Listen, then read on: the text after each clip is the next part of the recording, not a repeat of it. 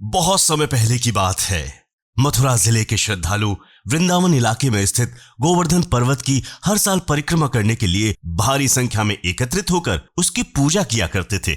एक दिन देवराज इंद्र ब्रज के लोगों से बहुत क्रोधित हुए, क्योंकि लोग भगवान कृष्ण की बातों को सुनकर गोवर्धन पर्वत की पूजा कर रहे थे और इंद्रदेव की पूजा नहीं कर रहे थे।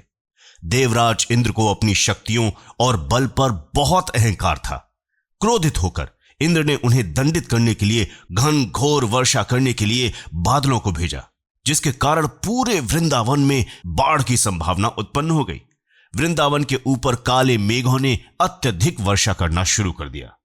अत्यधिक वर्षा और बाढ़ के कारण ज्यादातर लोगों के घर में पानी घुस गया। वृंदावन के लोग डर गए और सभी भगवान कृष्ण की शरण में पहुंचे। भगवान कृष्ण को इस परिस्थिति के बारे में सब कुछ ज्ञात हो चुका था।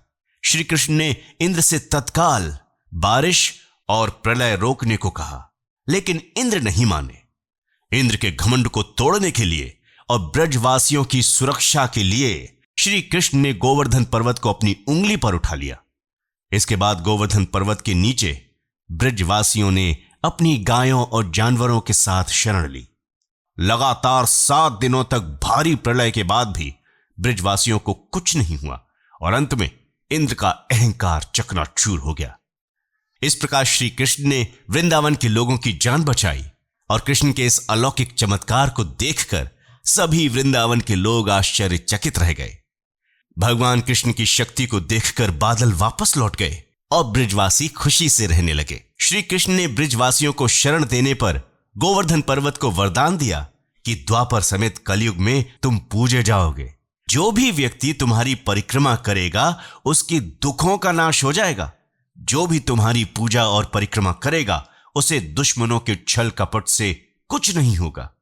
श्री कृष्ण ने कार्तिक माह की शुक्ल प्रतिपदा से गोवर्धन पर्वत की पूजा की परंपरा और अन्नकूट पर्व मनाए जाने की शुरुआत की। इस तरह से सबसे पहले ब्रजवासियों ने गोवर्धन पूजा की शुरुआत की। ऐसी मान्यता है कि गोवर्धन पूजा से दुखों का नाश होता है और दुश्मन अपने छल और कपट में कामयाब नहीं हो पाते। ये गोवर्धन पर्वत आज भी मथुरा के वृंदावन इलाके में स्थित है और भारी संख्या में लोग यहां परिक्रमा देने आते हैं। आपको ये कहानी कैसी लगी जरूर बताएं। नमस्कार।